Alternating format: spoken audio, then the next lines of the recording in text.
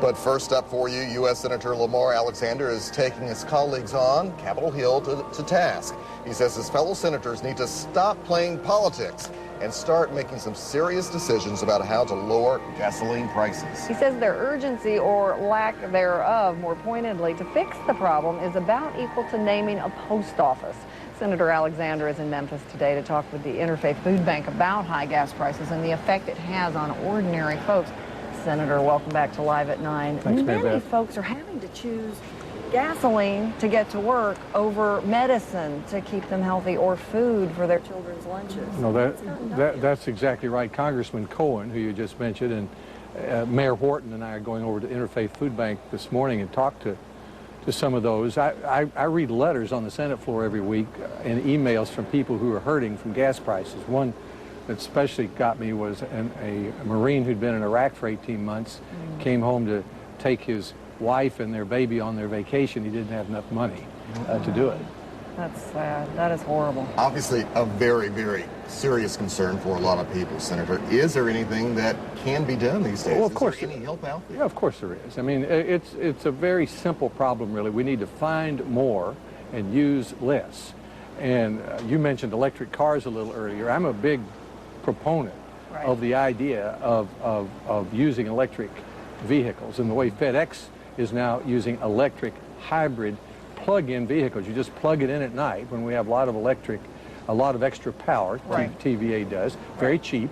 Fill up your battery for 60 cents or $1, and you can drive it 30 or 40 miles under these cars that'll be sold soon. So that'll reduce the demand for oil. The other thing we need to do is find more. There'll come a day when we use different kinds of energy. But for the next 30 or 40 years, we're going to have to use oil and gasoline, and we ought to be using our own. And so we ought to open up the offshore, 85% of which is not open now. We ought to go to Alaska. We ought to use oil shale in the West and produce more of our own American energy.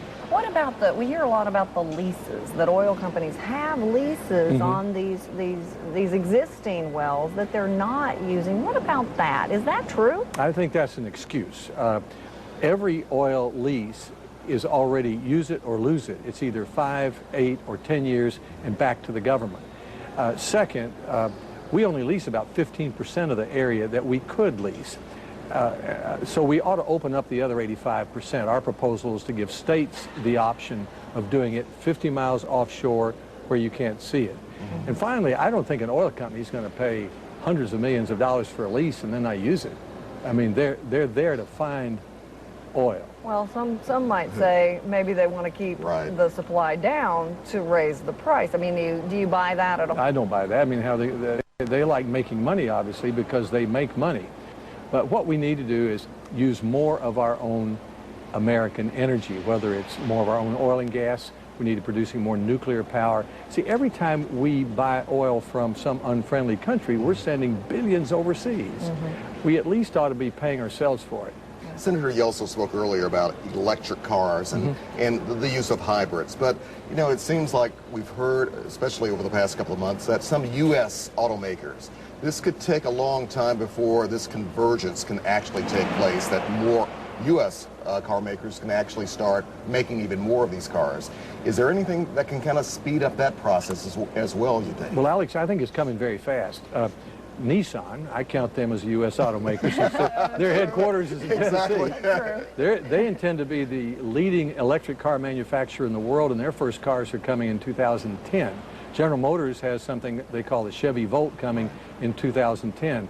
Toyota will take its Prius, which 1 million of those have been sold, and beef up the electric part of the Prius, which has both a gas engine and an electric engine. And so you might have an electric engine that'll run 30 miles. You just take it home, plug it in at night, and if you commute, say, from Fayette County to Memphis every day, most of your commuting will be on electricity, very little will be on gas. So that's all going to be here in 2010, 11, and 12. And as I mentioned, FedEx is already using electric hybrid plug-in delivery trucks. So you're one of the leaders who really does reach across the aisle.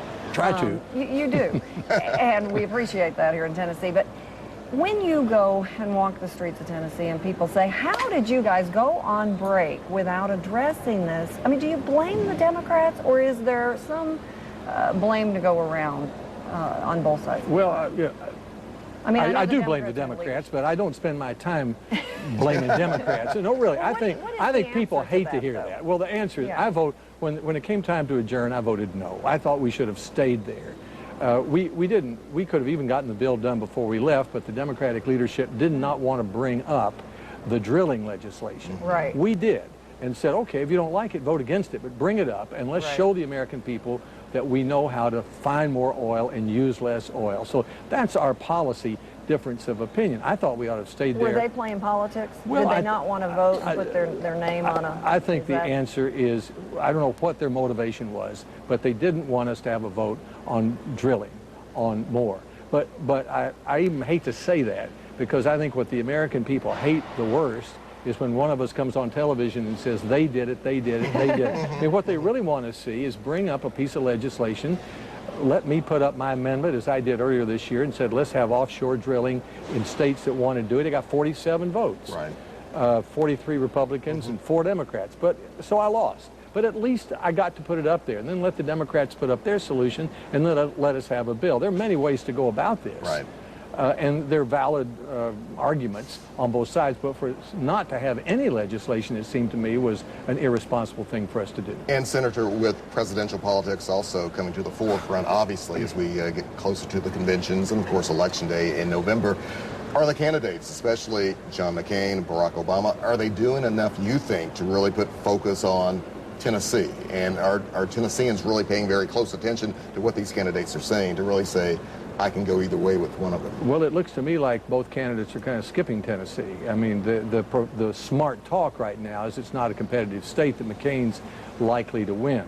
I don't take anything for granted in politics, and I don't think Senator McCain or Senator Obama should either. I think both of them are very strong candidates. I hope they come to Tennessee.